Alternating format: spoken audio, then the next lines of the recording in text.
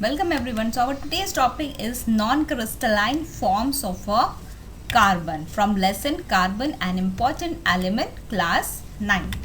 So these are the three non-crystalline forms of a carbon, that is coal, charcoal and coke. So let's study one by one.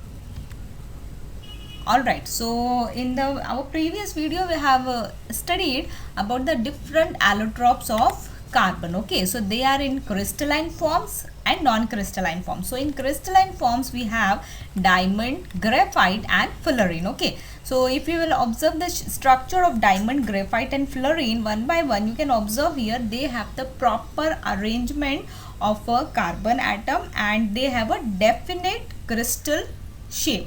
Alright. On the other hand, we have the non-crystalline or amorphous form which we have to study in this video, and these forms are coal, charcoal and coke. Okay.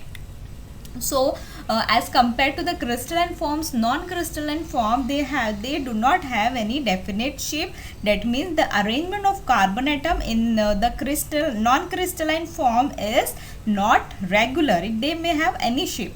And coal, coke are the non-crystalline forms of a carbon. So let's study one by one.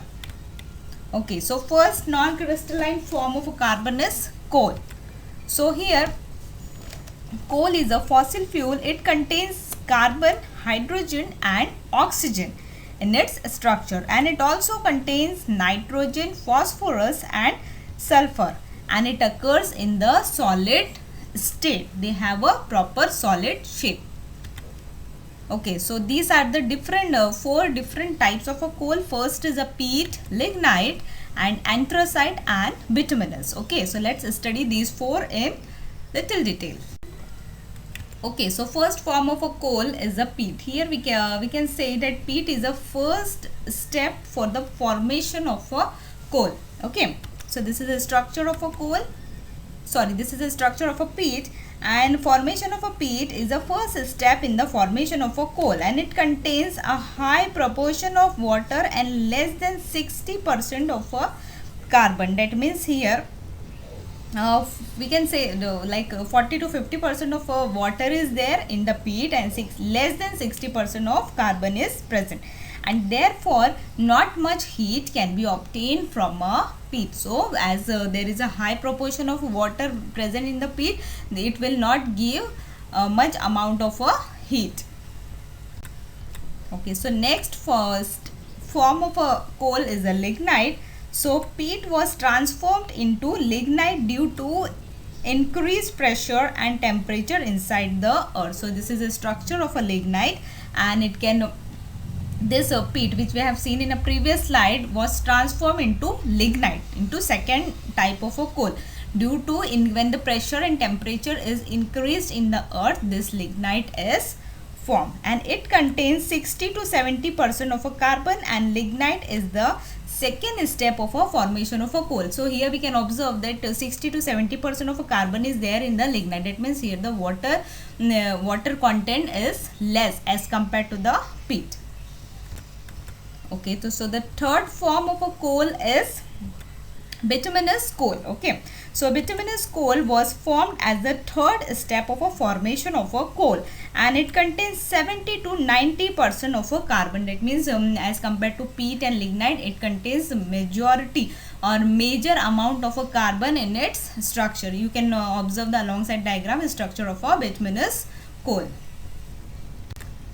Okay, so the fourth form is anthracite. So you can see the structure or shape of a anthracite. So anthracite is known as a pure form of a coal, and this coal is hard and contains about 95% of a carbon. Okay, so this is a pure form, or we can say the proper coal is formed in the anthracite stage, as it contains highest amount of a content of a carbon, that is 95%.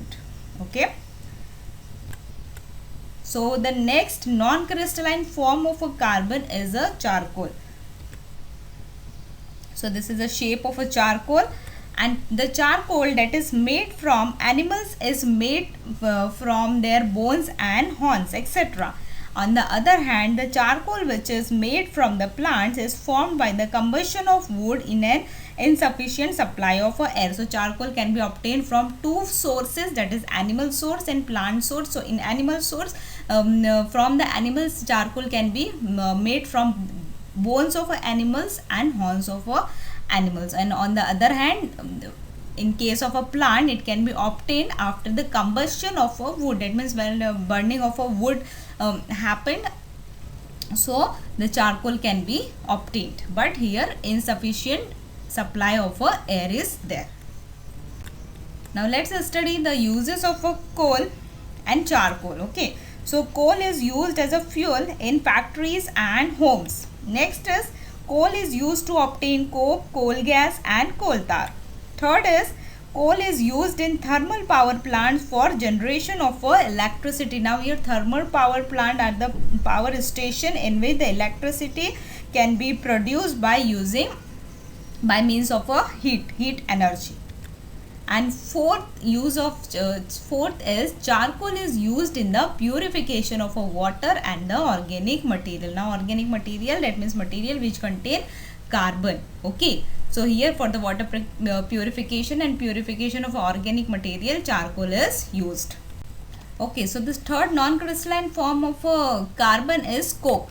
Okay, so the pure coal that remains when coal gas has been taken away from coal is called as a coke. So coke has been formed by the coal only, but when from coal gas has been removed from the coal, the coke will be formed. Now here there are uses of a coke. So first is the coke used as domestic fuel. That means just to get or obtain heat, the coke has been used. Next use is coke is used as a reducing agent. Now here reducing agent is there. So reducing agent, what will do? Coke will loses their electron and it will give to the next element in which it chemical reaction has been taken place. Third is coke is used in the production of a water gas, that is carbon monoxide plus hydrogen, and producer gas, that is carbon monoxide plus hydrogen plus carbon dioxide plus nitrogen. So these all are the uses of a coke. I hope you all have understood, and next part of this lesson we can continue in our next session. Thank you all of you.